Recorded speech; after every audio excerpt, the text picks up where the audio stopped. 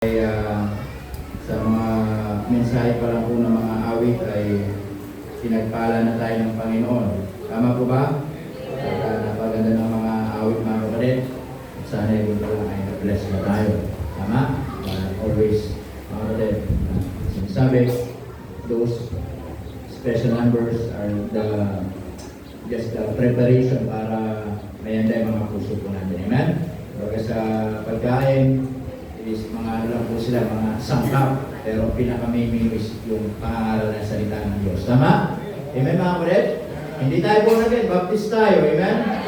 We are born again, mga kapatid, not because of religion, pero dahil relationship sa Panginoon. Amen?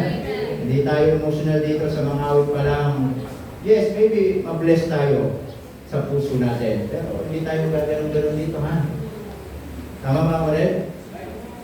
Dahil ang tunay na mga kapatid, hindi lang po basta galing, hindi lang basta emotional, kundi talaga yung pangkundig ng banal na espiritu. Amen? Tama?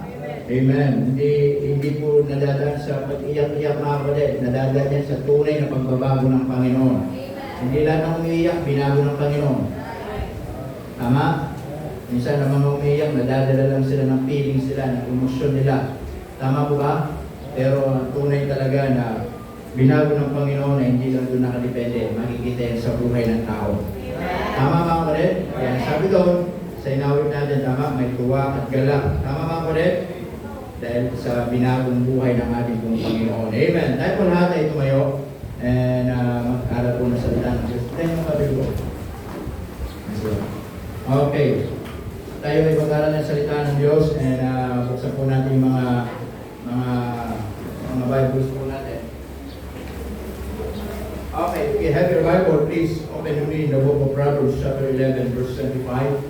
Okay, wala tayong Sunday school for magbigay tayo ng time sa mga preparation natin, sa mga fellowship natin, sa mga ladies, especially bagay fellowship nila.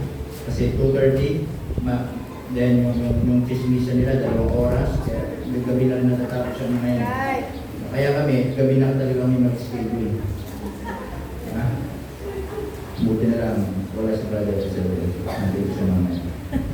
Okay. Sabi ng Bible diyan sa Proverbs, kita nyo naman ulit, chapter 11, verse 25. Okay, Proverbs chapter 11, verse 25. The Bible says, here, kung babasahin po natin, sabi po ng Bible diyan in verse 25, the liberal soul shall be made fat, and he that watereth shall be watered also himself. Amen? Sabi ng Bible, the liberal soul. Di ba may Tagalog yan? Hindi ba yung Tagalog? Wala ba din yung Tagalog? Parang may English Tagalog na dyan. Okay, sabi mga kapatid, sa Proverbs chapter, sige, tuloy na po muna natin. Okay, tuloy na muna natin. Mahanap sa Tagalog. Proverbs chapter 13, verse 4. Proverbs chapter 13, verse 4. Sabi ng Bible dyan, the soul of the sluggard desireth and had nothing. Amen mga kapatid? But the soul of the diligent shall be made what? Fat. Sabi dyan, ang kaluluwa ng isang taong tamad na nagnanasa ay walang mangyayari. Ngunit ang kaluluwang masipag, sabi doon, shall be made fat. Amen? In Proverbs chapter 15, verse 30. Proverbs chapter 15, verse 30. It says, in Proverbs chapter 15, verse 30, sabi ng Bible, the light, tama ba? 15, verse 30, the light of the eyes rejoiceth the heart, and a good report maketh the bones fat. Amen? In Proverbs chapter 28, verse 25. Proverbs chapter 28, in verse 25. Okay, sabi ng Bible dyan,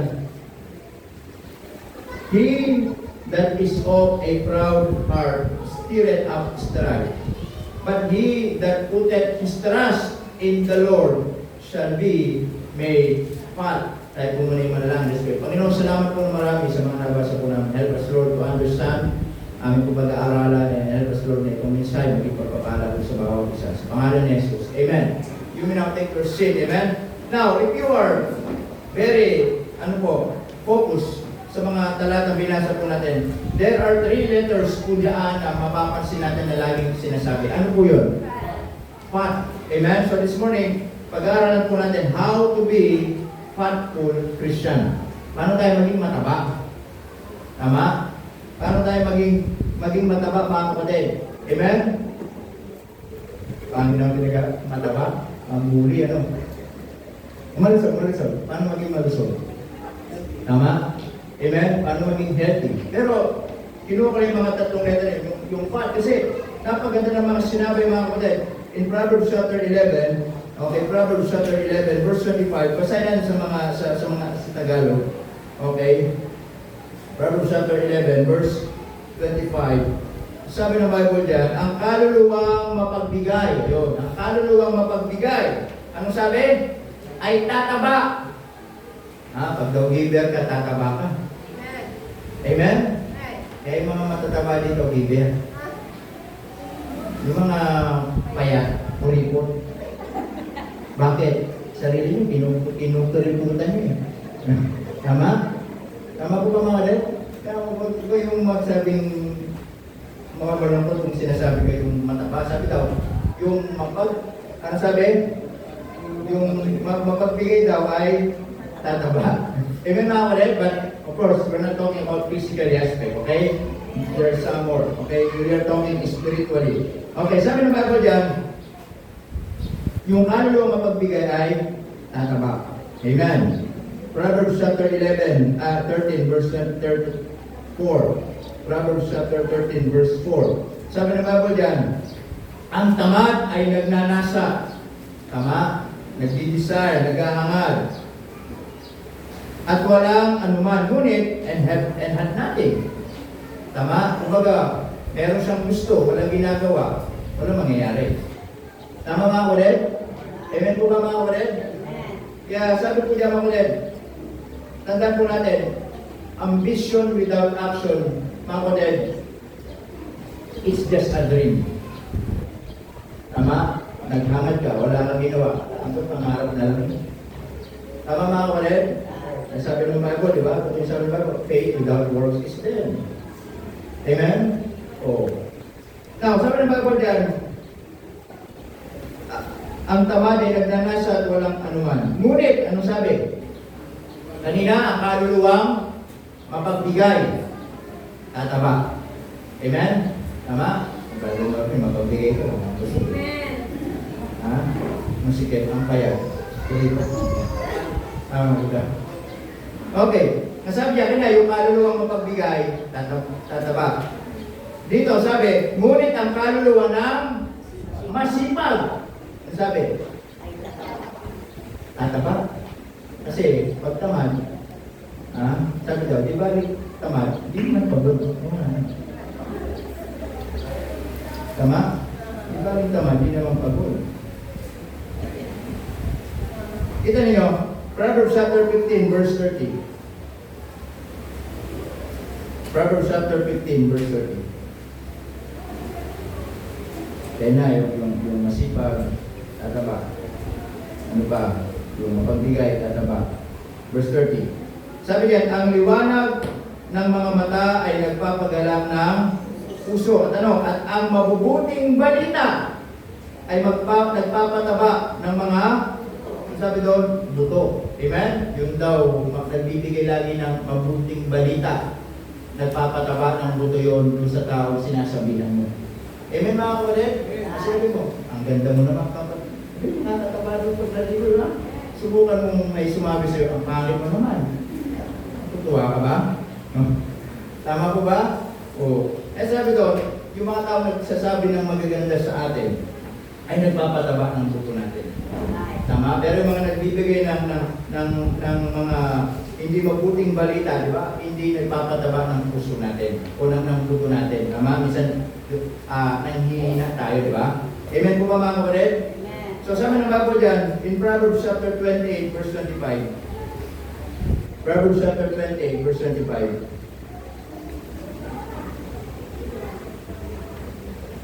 Sabi ng Bible, siyang may sakim na diwa ay umihila ng kaalitan. Amen mga kapatid?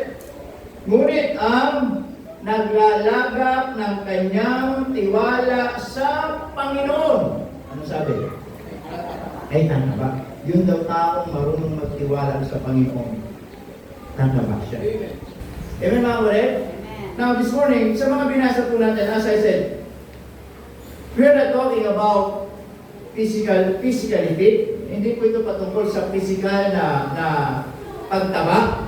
Kundi tinuturo lagi dito ay patungkol kung paano ang mga mananampalataya ay maging manataba sa spiritual na buhay. Amen po ba mga kapatid? Yun yung tinuturo dito. Nasabi yung mga taong kapatid, mapagbigay ay tataba. Yung mga taong masisipag, tataba. Yung mga taong nagbibigay ng mabuting balita ay tataba. Yung mga taong marunong ilagak ang tiwala sa Panginoon ay tataba. Amen mga kapatid? Gusto niyo bang tumaba? Ha? Siguro naman nakita niyo yung picture ko dati. Ha? Tama? Salamat ka lang sa Panginoon ng panahon na hindi ko uso ito. Ha? Kung nauso yun, ako. Bakit ba na yung pastor dito? At isa na ako, nandun ako sa kulungan. Tama ba mga kapatid? Salamat na lang sa Panginoon, meron nakapag sa akin. Siguro iniisip niya, isang bubuko na lang, hihiga na ako. Nasaan, pastor, subukan niyo to? Salamat sa Diyos, umipekto naman. Amen mga kapatid? Tama po ba? Now, meron ako nabasa mga kapatid. Sino ritong 40 years old na, above? 40 years old above. Stella Bell, 41? Maingay na yun. Sino ba? Hindi ko pag-iba. Ay, mga ano pala no? Oo. Hindi ko lang kayo pag-aalit ko yun pag nasama kayo. Magnanay. Sobrang naman yun pag magnanay. Sino magnanay? Yan ang kagandahan pag talagang ano lang, diba yung smiling face, hindi lang tumatanda. Tama? Yun yung mga advantages ng mga minsan maliliit. Tama, Rosemary, yung mga maliliit na hindi halata ano eh. Diba, kung wala kayo sabihin mong 40 na eh, hindi halata. Halimbawa ako, pag sinabi ito, ayaw maniwala, gusto taasan pa. O, diba?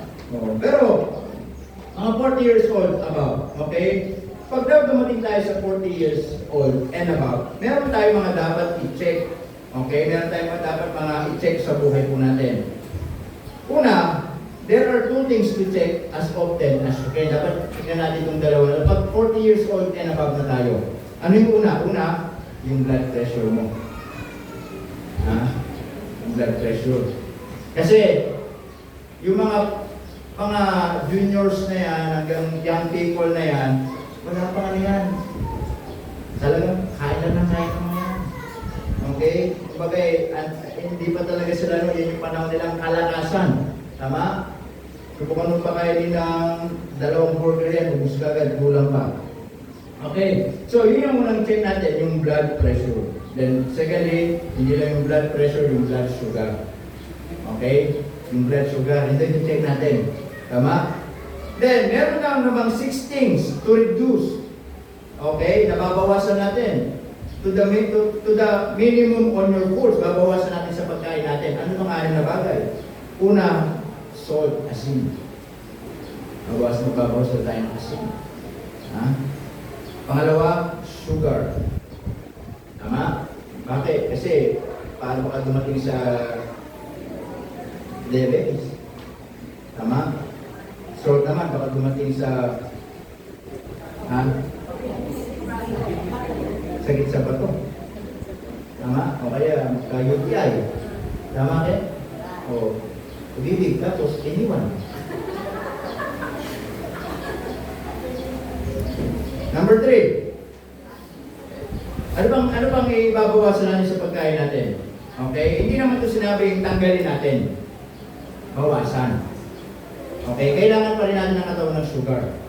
Hindi masamang mag-soft drinks, mga kapatid. Kailangan ng katawan natin ng sugar. Pero, bawasan. Okay? Ano ba? Preserved meat and foods. especially mga frozen foods. Then red meat, especially roasted. Yan, babawasan tayo dyan. Okay? Pero yung bibig, di bawal yun na. Di bawal yun. Then yung mga dairy products, tsaka yung mga starchy products, yung mga masyadong mga, ano ba, yung mga fried chicken, yung mga harina, yan, babawasan lang daw natin doon. Okay? Then ano pa, meron namang 4 things naman to increase. Kung merong 6 things na ibabawas daw natin, meron namang 4 things na i-increase natin sa kinakain natin. Okay? You are 40 years old and above. Ano yun? Number 1, ito yung mga greens or vegetables. Yan, dapat lang, mga greens or vegetables. Then number 2, ito yung mga beans. Number 3, fruits. Number 4, ito yung mga nuts. Okay? So yung mga idadagdag po natin mga kapatid sa mga pagkain po natin. Amen? Pero problema siya, parang baliktad ano. Yung kailangan idagdag, yun yung ay tinatanggal. Yung kailangan tanggalin, yun yung kinakain. Ang bira. Wala talaga na. Okay? Then, meron pa sinabi rito, meron 3 things naman na kailangan mong kalimutan. 3 things you need to forget. Okay? Number 1, sabi dyan, your age. Kalimutan mo daw yung age mo. Amen? Minsan kasi pag inisip ka ganun, matanda na ako. Minsan nagiging effect din yun. Tama? Minsan, 40 ka palang patas, pero lagi mo inisip, matanda na ako. Kaya minsan nagtungkos na parang, tingin mo sa parang pakiramdam mo na, kumihina ka na. Diba? Kinubo ka lang, ay, isip na yata ako. Tama ba ulit? So minsan, you need to forget your age, then your past. Okay? Minsan, lagi natin nakukumpara, di ba? Then your grievances. Then letter E, ang sabi ko rito, 4 things you must have. Okay? No matter no matter how weak or how strong you are. So, ano yung mga 4 na to na kailangan magkaroon tayo? Una, friends who truly love you. Tama? Hindi kailangan meron tayong mga kaibigan na talagang pagmamalasakit sa atin. Amen mga kapatid? Kaya salamat sa Diyos. Kayo, magpasalamat kayo. Meron kayong mga kaibigan na anytime nandiyan sila, anytime na may problema ka, anytime na gusto mong makausap, nandiyan sila. You should be thankful for them. Amen? Hindi lahat nabibigyan ng mabubuting kaibigan. Tama mga kapatid? The number 2, caring family. Salamat sa mga pamilyang nagmamalasakit. Amen? Caring family. The number 3, positive thoughts. Amen? Ito lagi, positibo sa buhay. Then a warm home. Amen? The letter F, mga kapatid, 4 things you need to do to stay healthy. Ano yung 4 na bagay na yon? Para kahit pa paano mapanatili natin physically fit. Okay? Una, sabi daw dito, fasting. Kailangan din ng fasting. Tama mga kapatid? Di ba nga pag kayo magpapacheck up, nirequire kayo mag-fasting? Tama? Hindi kayo magpasibisi kayo. Kailangan, hindi mo na kakain ng ganito. Minsan, o kaya meron na mga gamot na kailangan natin i-take, pero kailangan inumin mong wala ka pang kinain. Tama? Kasi minsan, nakakano din po yun, yung fasting, kasi yung esophagus ba ang tawag doon? Hindi, yung prangkiya natin, di ba? Prangkiya na lang, yung tumutunaw ng ano natin, ng kinakain natin. Okay? Minsan, pag walang laman ng tiyan, okay din yung minsan. Kasi, lalo sa mga medyo matataba, okay? Kinakain ng sarili, yung ano niya, yung taba natin. Okay? Kinakain niya yung taba natin. Yun yung mga magagandang fasting. Kasi, ano yun? Normal yun. Tama? Amen mga kapatid? Hindi yung nag-fasting ka, napagod ka, kain ka. Kasi napagod ka, no? Fasting yun. Tama? Amen? Okay. Yan yung hindi ko naintindihan noon, nagbabasketball ako. Sabi sa akin, fast break! Naintindihan ko, breakfast. Alam ko rin yung pagtinig to. The number 2, hindi lang fasting but also, sabi dyan, smiling, laughing. Di ba? Okay, nakakabata din yung lagi tumatawa. Huwag lang yung nag-isa ka sa daan, ibang usapan mo. Pero nakakatawa, nakakabawas tanda. Alam mo yun, hindi mahirap yung nakakabawas ng edad, nakatanda. Hindi mahirap yung sagot. Yung isa yung nakakaano ka lang, marunong kang tumawa. Subukan mo lagi nakasimangon. Subukan mo lagi para lagi mong pasan ang problema ng mundo. Subukan mo, ang bata-bata mo pa lang, mukha ka ng ano. Diba? Ganyan nangyari sa akin. Tama? Pero minsan yung, diba, subukan nyo lagi yung normally, marunong kang tumawa, masaya. Diba, nakakaliwalas ng pagmumukha. Tama? Amen mga kapatid? Oh, then laughing. Tama din, sabi ito, exercise. Oh, amen mga kapatid? Exercise. Kumain ng 3 beses sa isang araw, exercise yun. Yung kamay mo yun, yung silurin. Ganun naman ganun. Exercise yung kamay mo. Ba? Wow, kaya. Okay? O, ganun lang natin. At least na-exercise yung kamay mo, mga kapatid, di ba? O. And then, number 4, sabi dito, reduce your weight. Kailangan magbawas talaga ng timbang. Amen? And then, lastly, meron daw 6 things na huwag mong gagawin. Una, ano yun? Don't wait till you are hungry to eat. Kung gutom na, kumain ka. Masama talaga pagpalipas ng gutom. Tama mga kapatid, masama talaga. Kung ramdam mong gutom ka, mga kapatid, kumain ka. Amen? Kaya nga ba, yung mga nagbabiyay, ako, minsan pag nagbabiyay talaga, ay hindi ako nawawala ng Skytrix sa bag. Kasi kahit pa paano, nakakatulong. Tama? And then, yung palang butas ng Skytrix, 54 yung butas niya. Then number 2, don't wait till you are thirsty to drink. Kung nauwaw ka, uminom ka. Minsan di ba may mga tamad uminom ng tubig? Napaka-importante ng pag-inom ng tubig. Amen mga kapatid? Napaka-importante. Kasi ako, 8 glasses ng tubig, basong tubig ako umiinom mga kapatid. Pero may halong kape. At least natin pa rin yung tubig. Then, number 3, don't wait till you are sleepy to sleep. Kung inato ka, matulog ka. Tama? Minsan, huwag nating yung katawan natin, minsan pusang bumabagsak yan si pagod ka. Kung ramdam mo pagod ka, magpahinga ka. Tama ba ako rin? Then, don't wait till you feel tired to rest. Yun nga mga kapatid, huwag mong hintay na mapagod ka, saka ka palang magpahinga. Hindi, minsan pahinga din, amen? Anong gusto mo? Magpahinga o humimlay? Mas maganda magpahinga muna. And number 5, sabi nito, don't wait till you get sick to go for health check-ups. Amen mga kapatid? So minsan, yun pag may mga nararamdaman na, especially, check-up na din. Para mamaya daw, di ba, may cancer ka na, number 10 na, stage number 10. Ako lang yun. Ano natin, di ba? O, pa-check up ka sa baga, o sabi ng doktor, o, clear naman ah. Pero wala ka ng baga, kaya wala ka na lang na clear niyo. Okay?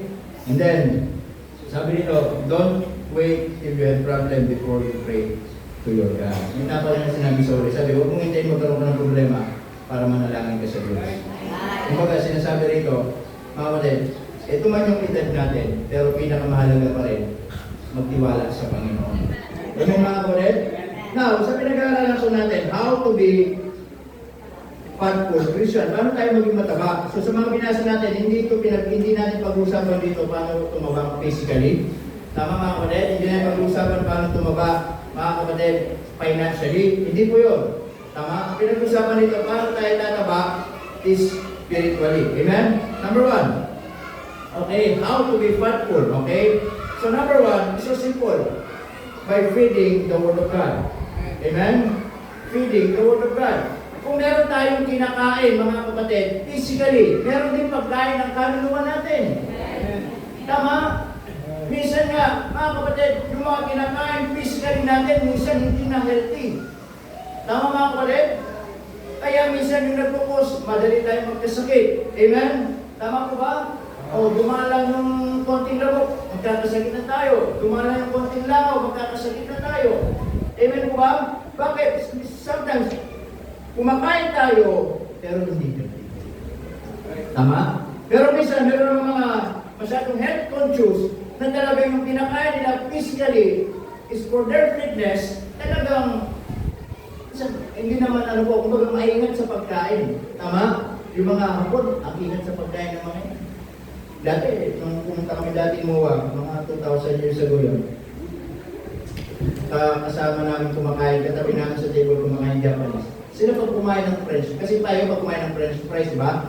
O, ganon. Sausaw sa ano, sa ketchup, tapos ay kain sila hindi po. Meron silang tissue. Ito yung French fries, pipigayin muna nila yun. Tatanggalin natin ang nila. Bago kakainin. Ganun sila kaya kung sabi ko, natatagalan naman ako sa klaseng pagkain na yan. Pero hanggang natapos isa-isa. Pero nakita ko din yung mantika, tumutulo. Oh, tayo kasi di ba talagang kain ng kain. Tama mga kapatid? So ganun sila. Alright? Now, meron naman mga tao talagang ganun pag kumain. More on gulay, more on fish. Amen? More on, tawag dito, pork, more on beef, more on ano po, mga karne. Tama mga kapatid? Oh. Pero, tayo, paano tayo maging mataba? So simple. Pakainin natin yung kaluluwa natin. Ano pagkain ng kaluluwa? Salita ng Diyos. Amen mga kapatid? Tama po ba? Kaya minsan hindi tayo tumataba. Maybe physically fit ang tataba natin. Ang lulusog natin. Tama? Para pang okay tayo, malusog tayo. Pero spiritually, malnourished na tayo. Amen mga kapatid? Pero baka spiritually speaking, may sakit na tayo. Amen? Spiritually speaking mga kapatid, mahina na tayo. Tama po ba? Kaya dito, hindi sinasabi dito, sabi, yung mapagbigay, tataba. Yung marunong magtiwala sa Panginoon, tataba. Yung masipag, tataba. Yung magbibigay ng mabuting balita, tataba. Hindi po yun patungkol sa physical, yun po patungkol sa spiritual na buhay. Amen mga kapatid? Kaya ang problema minsan, kaya hindi na tayo kumakain ng salita ng Diyos, hindi na tayo kumakain ng mga spiritual na bagay, kasi busog na ang buhay natin. At ang nakakalungkot, nabubusog tayo hindi sa mga spiritual na bagay, kundi sa mga mapamundong bagay. Subukan mo yung taong busog, pakainin mo. Hindi nakakain yan. Kahit operan mo ng magandang masarap na pagkain yan, operan mo ng chicharon na may suka. Tama? Operan mo ng fried chicken yan. Operan mo ng kung ano-ano man na masarap na pagkain yan. Kasi kapag busog na yung tao na yun, hindi niya nakakainin yan. Amen mga kapatid? And so many Christian, hindi tumataba spiritually kasi busog na tayo sa sanlibutan. We are allowing this world na siya'y nagpapakain sa atin, bumubusog sa atin.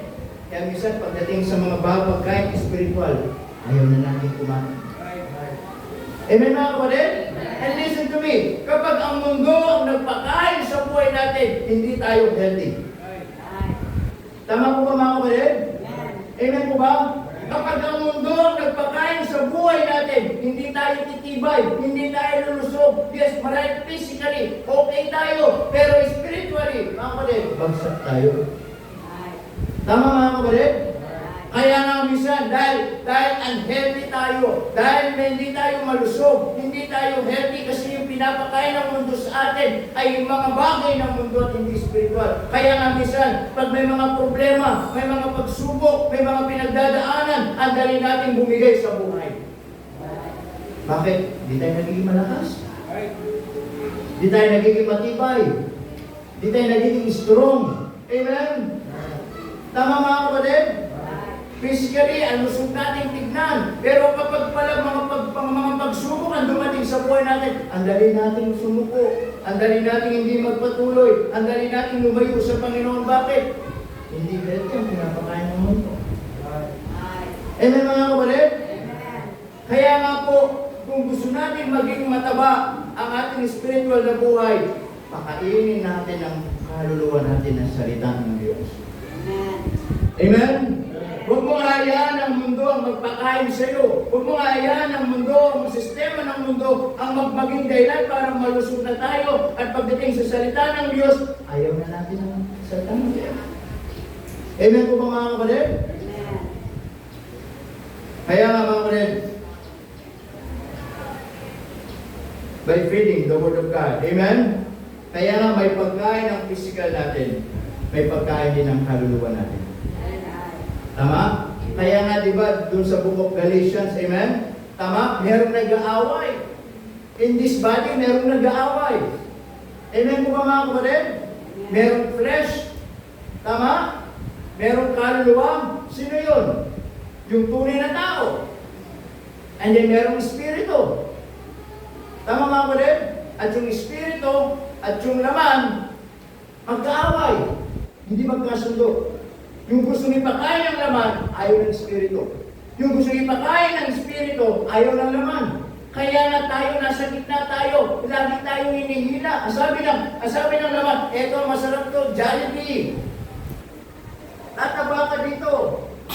Asabi ng espiritu, hindi, mas masarap ito. Salita ng Panginoon. Amen mga kapatid? Kaya kung sino yung inaalaw natin magpakain sa atin, then yung spirit nagiging mahina. Tama mga kapatid? Amen po ba? Kaya kumbaga sa isang bata, pag walang mga masustansyang pagkain, ang nangyari, humihina yung pisikal na katawan. Ay minsan, ang daling matumba, ang daling madapa. Tama mga kapatid? Minsan ganoon din tayo. Ang dali natin may mga problema, ang dali natin bumigay. May mga problema, ang dali natin umayaw, ang dali natin sumuko sa buhay. Hindi tayo naging matibay. Bakit? Pinapakain ng mundo sa atin ang heaven. Amen? Pero subukan mo, pakainin yung kaluluwa mo ng salita ng Diyos. Amen? Tama, pakainin mo yung kaluluwa mo ng mga bagay ng salita ng Diyos. Pag may mga problema at pagsubok, titibay ka. Lalakas ka. Lalakas ang mga tuhod mo. Amen mga kapatid? Para tumayo, bumangon. Amen? Lalakas ang buhay mo, lalakas ang spiritual na buhay mo para magpatuloy. Amen mga kapatid? Lalakad tayo muli sa kalooban ng Panginoon. Tama?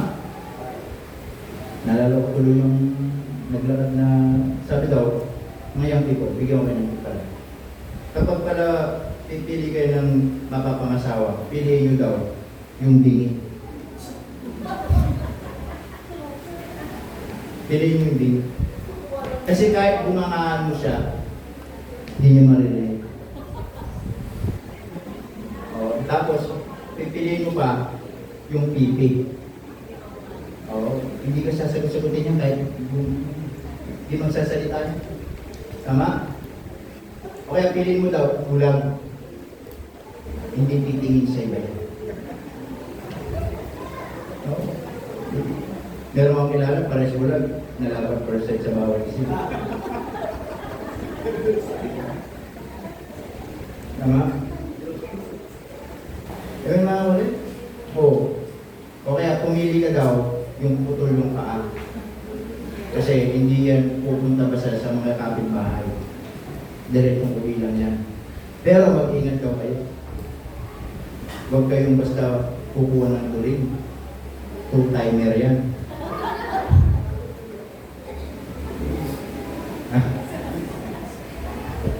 Turing ha? Two-timer daw ang turing. Okay? Nalala ko. But anyway, the point is this. Gusto natin maging mataba. Feeding the Word of God. Amen? Pakainin mo yung salita ng buhay mo. Pakainin mo yung salita ng Diyos. Tama? Para maging matibay tayo. Amen? The number 2, not only by feeding the Word of God, but also, listen to this. Number 2, available in the Word of God. Amen? Gusto natin maging mataba. Ang sabi doon, available in the Word of God. Ito lagi natin pinapangaral dito mga kapatid. Amen? It is a matter of responsibility. It is a matter of availability. Amen mga kapatid? Now, tingnan ninyo. Physically, pag pinag-usapan mga kapatid, kung ano yung pangangailangan ng katawan natin, meron bang nagsasabi sa atin, mga kapatid, araw-araw, yan ang kainin mo, bumili ka. Yan ang inumin mo, bumili ka. Hindi ba, araw-araw, alam natin kung ano yung gusto natin pagkainin. Tama? Minsan nga, gusto mong minom ng soft drinks, magpupuksa tayo. Amen mga kapatid? Minsan nga, gusto mong kumain sa isang masarap na kainan, pupunta ka. Amen mga kapatid? Ang punto dito, when it comes to physically, meron tayong time kung paano natin bilhin, paano natin kuhanin, kung ano yung pangangailangan ng physical na to. Tama po ba mga kapatid? Amen? Bibili ka ng isda. Wala nang sasabi sa'yo, alam mo kung saan ka bibili ng isda. Tama? Hindi naman bili sa hardware. Oh. Amen mga kapatid? Amen? Oh. Sayang, hindi ako nakabili ng susuwat pa ko. Kasi kahapon, dumaan ako doon. Ang sagwa ng mga amoy ng mga susuwat. Iba yung amoy putik, iba yung mabaho na. Yung amoy putik, okay lang yung sila mo galing sa putik, yung normal yun. Pero yung amoy ng ransa, iba na yun. Hindi mo lang pag nilagay mo sa balde yun, kung buhay pa yung mga yun. Tama? Eh sabi niya na Carmela, gusto daw niyang mga gano'n. Kaya wala po ko nabili. Kaya gusto yung pagluluto ko. Ginatang suso at pako. Ano ba yun? Walang pako eh. Pako ang meron eh. Anong gusto niyo? Diuon, no? Because, bitres. Yung uno na lang kasi mas maliit yun. Madali lumabing niya. Isang biro ka, no? But anyway, pag bibili tayo, nagmarunong tayo magpusa. Pero ang punto ko, ganito mga kapatid, gusto natin maging mataba spiritually. Sana magkaroon din tayo ng time sa gawain ng Panginoon.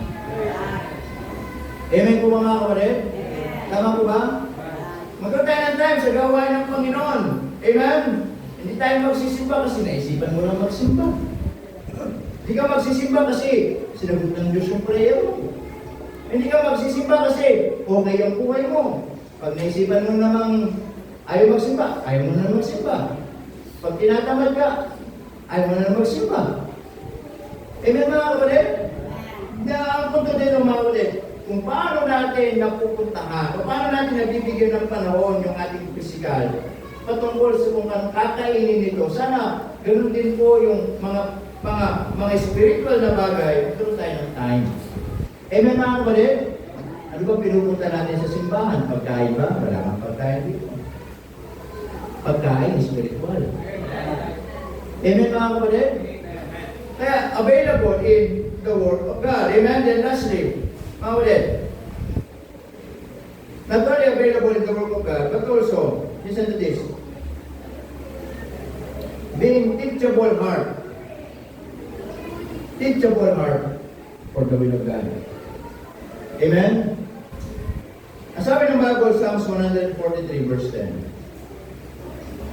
Psalms 143 verse 10. Sigo.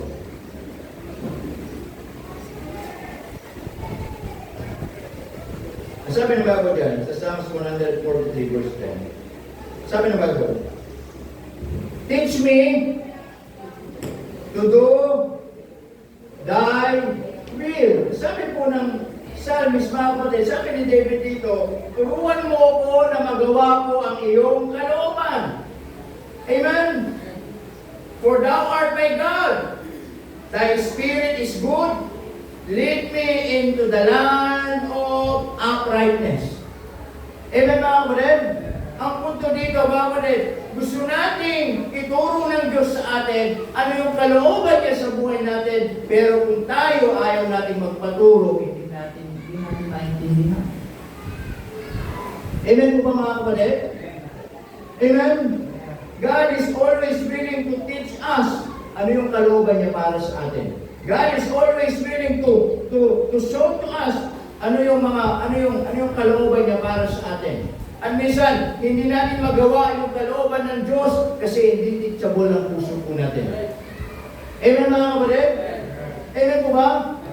When we say teachable heart, ito yung puso na handang tumanggap ng mga payo, ng mga counsel, ng mga guidance para sa ikatututo ng tao nito. Amen? But if you are always refusing all godly words, all counsel, mga kapatid, hindi mo makikita ang kalooban ng Diyos. Amen right mga kapatid?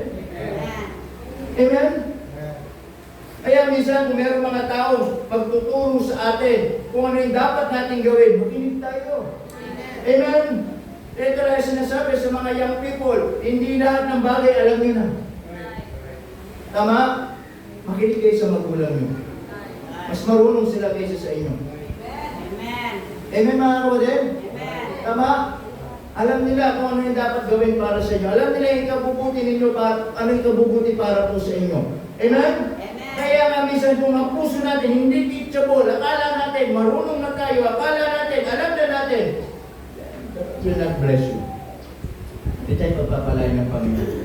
Amen? Amen. Ganun sa bawat mananampalataya mga kapatid. Tama? Ano sabi ng Bible? Ha? Open review. It's better than secret love. Amen mga kapatid? Tama po ba? Na kapag meron mga tao, pinangaralan tayo, mga tao may concern sa atin, nagmamalasakit sa atin, for us to be faithful and for us to see what is the will of God in our life, then magpasalamat tayo sa Diyos. Amen mga kapatid? Tama? Paano tayo tataba sa spiritual na bagay sa buhay natin mga kapatid? Spiritual aspect kung ayaw natin magpaturo. Tama? Kung ayaw natin magpaturo mga kapatid. Amen po ba mga kapatid? Kung ayaw natin magpaturo sa mga bagay na spiritual, hindi naman pwede magtuturo sa iyo worldly, yung makamundong payo. Minsan, mga kapatid, sa mga kaibigan nating makamundo, mas pinipili natin silang pakinggan. Tama? Amen? Tatandaan ninyo, laging magkaiba ang payo ng mundo at payo ng Diyos. Amen? Ang sabi ng mundo, nag-away kayo mag-asawa, mag-iwalay na kayo. Yan ang mundo eh. Tama? Amen? Kami, minsan, pag nag-away kami mag-asawa, lagi akong nagpapasalamat sa Diyos. May nare-realize ako. Oo? Nare-realize ko pala, halimbawa pag nag-away kami ng mag-asawa, hindi ako nagkukulang sa asawa ko. Lumabas si Mrs. Balik ka.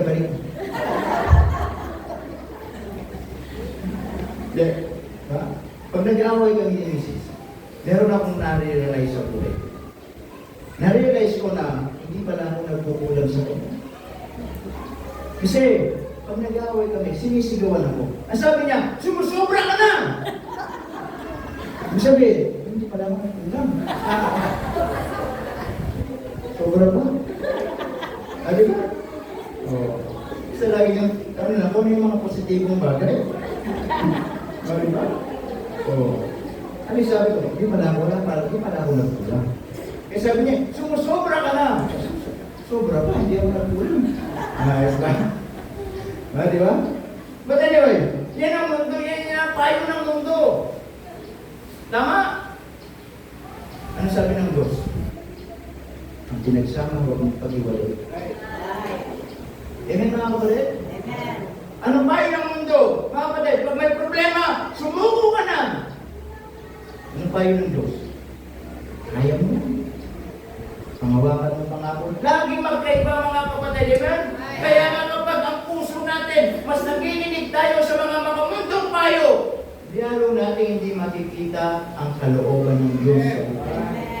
Amen? Kaya sabi ni David, teach me, O Lord, amen? Para makita ko, mahanap ko yung kalooban mo sa aking buhay. Amen? In Psalms 143, amen? In verse 10, napakalinaw. Sabi ng bago, teach me to do thy will. Paano mo malalaman ang kalooban ng Diyos? Paano mo magagawa ang kalooban ng Diyos? Amen? Kung hindi tayo handa ang puso natin, turuan ang puso natin. Tama mga kapatid? Amen mga kapatid? Kaya nga po, salamat sa Diyos kung merong mga tao nagmamalasakit sa atin. They're always telling us what to do. They're always telling us para bumalik sa Panginoon. And they're always telling us para magpatuloy sa Panginoon. Pasalamat tayo sa Panginoon. And what you need to do is to magkaroon ng open heart mga kapatid and accept those godly words from the Word of God. Then, matututo ka. Tama po ba mga kapatid? Amen? Amen. Nalala ko tuloy yung lolo ko mga kapatid. Ano yung nangyari sa lolo ko? Yung lolo ko kasi noon, nagkaroon ng sakit.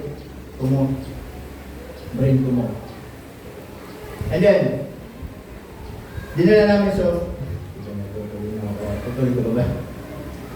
Dinala namin sa hospital noon. And then, kailangan siyang operahan talaga kasi brain tumor na yun.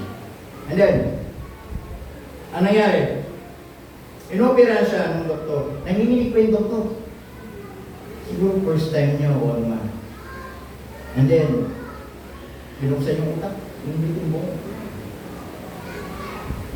And then, sabi ko, Dok, alam mo naman ako na ang sulat na yun. Ano sabi ng doktor? Pasensya na po kayo. First time ko lang po kasi.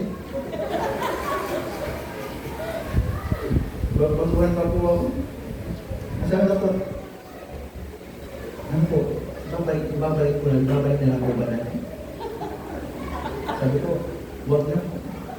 At least, open-minded siya. Sabi ko, wag na. Kasi pag sinari, ayaw makinig kasi ng lolo ko eh. Sabi sinasabihan sa ng lolo, ayaw makinig, ayaw magpaturo. Lagi lang, akaw na, ayaw. Mga operahan, sabi ko, wag mo na dito. At least, open-minded siya. Tama? Makulit, listen to this. Sabi ni David, to do the will of God. Amen? Magagawa mo lang kalooban ng Diyos. Kung magiging open ang puso mo. Magiging puso mo ay teachable heart. Amen? Hanggang makinig sa kayo ng mga mas marunong kaysa sa iyo. Tama mga kapatid? Kasi kung hindi ka marunong makinig, mga kapatid, paano malalaman ang kalooban ng Diyos? Amen? Tama? Wala naman ng Diyos dito para bababa magsasabi sa atin, ito ang gawin mo, ito ang dapat. Kaya nga meron salita ng Diyos. Amen mga kapatid? Na yung salita ng Diyos pinadala sa atin upang kapag napakinggan natin mga kapatid, magtuturuan yung puso natin. Tama? Kaya nga puso natin, pag laging nagmamatigas, hindi natin makikita ang kalooban ng Diyos. Amen? Na yung plano ng Diyos sa buhay natin magiging blurred, hindi natin makikita ng malinaw. Pero kung ang puso natin, open tayo mga kapatid, hanggang magpaturo. Tama? Hanggang magpakumbaba. Then, unti-unti pinapakita ng Diyos ano talaga yung kalooban niya para sa atin. Amen mga kapatid? Amen. Now, how to be faithful Christian? Kumusta po mga kapatid? Ang ating pong buhay sa Panginoon. Ang ating spiritual na buhay. I'm not talking about physically. Well, physically aspect, given na yun, ang lulusog natin lahat. Amen mga kapatid? O, alulusog natin lahat. Mga donya, madam, doktor, ano ba? Mga tawag dito, mga matataas na opisyales. O, di ba? O, mga si Brother Darwin, ang lusog-lusog. Pero pa po nang tingin ko sa'yo, si Senador Bato de la Rosa talaga. Diba? Hintay mo lang yung waran mo sa ICC.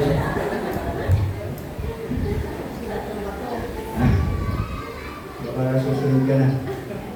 Okay? But anyway, I'm not talking about physical. I'm not talking about financially. Amen? I am more concerned sa ating pong spiritual na buhay. Marahil, physically, napakalusog natin. Pero baka spiritual na buhay, ang papayat na natin. Tama mga kapatid? At nagkakasakit na tayo. At the end, ang taong may sakit, physically, na lumuluba, anong kasunod doon? Tama mga kapatid? Kaya nga, ang punto dito, paano tayo maging mataba spiritually? Una, pakainin natin ang salita ng Diyos. Baka minsan, ang mundo nang nagpapakain sa atin. Kaya kapag nabusog na tayo, kahit busog na tayo, hindi natin tinatanggap yung salita ng Diyos. Kasi busog na tayo. Tama? Kaya sabi ko yung taong busog. Kapag mo ng leksyon yan, hindi natin tayo. Busog na eh. Tama mga kapatid? Amen? O, lalo na tayo mga mga Pilipino, rice is life. Tama? Pero, ang nagagawa lang kasi ng kanin sa katawan po natin mga kapatid, it is more na, carbo. Tama? Bubusugin ka lang. Mamaya gutom ka na. Pero walang sustansya. Pero siguro huwag magkanin. Kumain ka kahit isang saging, isang itlog, ilang oras, hindi mo pa mararamdaman yung gutom. Kasi nandun yung protein. Nandun yung sustansya. Tama mga kapatid? O ibisan, baka puro na lang tayo pagkain ng mundo. Kaya minsan pagsalita ng Diyos, wala na. Amen? Then available in the Word of God. Amen? Kung paano tayo nagkakaroon ng panahon sa mga pagkain pang pisikal. Saan magkaroon tayo ng panahon sa mga pagkain spiritual? Amen po mga kapatid? And then lastly, magkaroon tayo ng teachable heart. Amen? Para makita natin yung kalooban ng Diyos. Tama? Kaya minsan di natin makita yung kalooban ng Diyos, ayaw natin makita. Tama? Akala natin lagi tayo tama. Akala natin lahat alam na natin. Hindi po mga kapatid. Marami pa tayo hindi alam. And we praise the Lord na meron tayong salita ng Diyos na lagi nagtuturo sa atin. Amen? Na marami lagi tayong sinasubihan, lagi tayong pinapangaralan. Huwag mong patigas ng puso natin. Para siya katututo natin. For us to do, to see, ito pala yung kalooban ng Diyos para sa akin. Amen mga kapatid? Amen po ba? Kaya nga umaga, how is our life? Kumusta po ang kalusugan natin? Amen? Basically, pag meron tayong mga karamdaman, kailangan natin magpa-check up. Spiritually, kailangan natin magpa-check up sa Panginoon. Amen mga kapatid? Sana ngayong umaga, sabihin natin, Panginoon, saligsigin mo ko. Marahil meron akong problema sa aking spiritual na buhay. Marahil ang aking spiritual na buhay bumabagsak na. Amen? Sana ibalik ng Panginoon yung kalusugan spiritual po natin. Amen? Kaya kung natin tumayo, tayo manalangin. Let's pray. Manalangin tayo. Dakilang Diyos, salamat po ng marami sa umaga ito. Salamat po sa inyong biyaya. And we thank you, Lord, Panginoon, for this opportunity na binigay po sa amin. Dalangin ko, dakilang Diyos, ngayong umaga. Napagpalain po kami kausapin. Habang natin mga ulo na ito, mga matay na matigit, marahil ang salita ng Diyos, ngayong umaga sa atin ay nangusap, napaalalahanan po tayo, mga kapatid. Kung saan yung spiritual na buhay, I'm not talking about your physically, I'm not talking about your financially, I'm not talking about materially. Marahil okay ka lahat dyan. May pera ka, material, wala kang sakit physically. That's good, but I am not more concerned about that.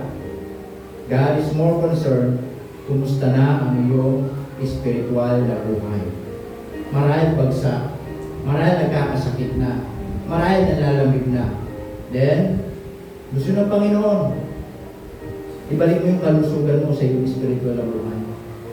Gusto ng Panginoon, tumaba ka, maging faithful, nakainin ang salita ng Diyos, magkaroon ng panahon sa Panginoon, at magkaroon ng isang puso na hanggang makinig, hanggang matuto, para makita ang kalooban ng Diyos. Marahil at panalangin mo ngayong umaga, you may come, you may come. The altar is open. Sabi mo, Panginoon, gusto nyo, saligsigin niyo po ako, Panginoon. Gusto ko pong magpatingin sa inyo, Panginoon. Gusto ko, Panginoon, na tingnan niyo ang aking buhay. Kung meron man dapat ayusin, meron man dapat gamutin, meron mga dapat ayusin sa aking spiritual na buhay, Panginoon, tulungan niyo po ako. Kung yun ang panalangin mo, you may come, you may come. The altar is open. Kung anong panalangin natin sa Panginoon, ilapit natin sa Panginoon ngayong umaga. Marahil ang mundo, siya'y nagpapakain sa atin. Marahil ang mundo, siya'y bumubusog sa atin. Kaya minsan, sa mga spiritual na bagay, wala na tayong gana. Sa mga spiritual na bagay, wala na tayong panahon. Sa mga spiritual na bagay, wala na tayong interest. Nagsasawa na tayo. Pero sana, ibalik natin yung kalusugan natin sa ating spiritual na buhay. Nasabihin natin, Panginoon, hindi ko alam ano yung pagkukulang ko. Hindi ko alam, Panginoon, ano yung mga spiritual na karamdaman ko, pero Panginoon, saliksikin niyo po ako. Naibalik niyo, Panginoon, yung aking kalusugan spiritual. Ibalik niyo, Panginoon, yung aking init. Ibalik niyo, Panginoon, yung aking paglilingkod. Ibalik niyo, Panginoon, yung dating ako na masaya na naglilingkod sa inyo, Panginoon. Upang sa ganun, makita ko, Panginoon, at magawa yung magandang kalooban ninyo sa aking buhay. Yung panalangin mo, yun mo. Anything that you want to pray to God this morning, you may come. Bakit tayo, manalangin mo.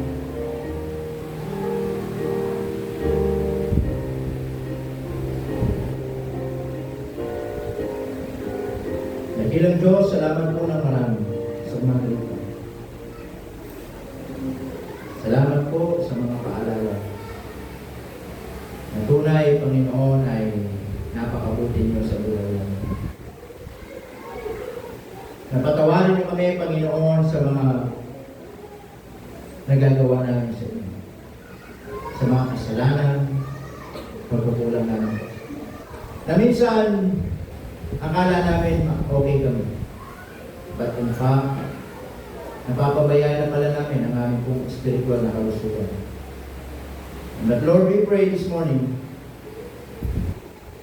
tulungan niyo kami maibalik yung sustansya mula sa inyong mga salita, Panginoon. Upang kami, ang aming spiritual na buhay ay manatiling malusog. At hindi kailanman ang mundo sa magpapakain sa amin, Panginoon. Hindi kailangan po. Salamat po, Panginoon, sa mga salita ninyo na ito ang dahilan kung kami maging malusog. Kami po ay tumitibay. Kami po ay nagiging malakas, nagiging matatag sa aming spiritual na buhay. Kaya po magpala sa bawat isa, pala sa bawat nagsilabi sa dakong namin, nawa ang inyong mensahe ay maunawaan po namin. Salamat po sa pangalan ni Jesus kami dumadalaman. Amen. Amen. Praise the Lord. May natin proceed. Amen. Amen. Okay, tayo magpapatuloy.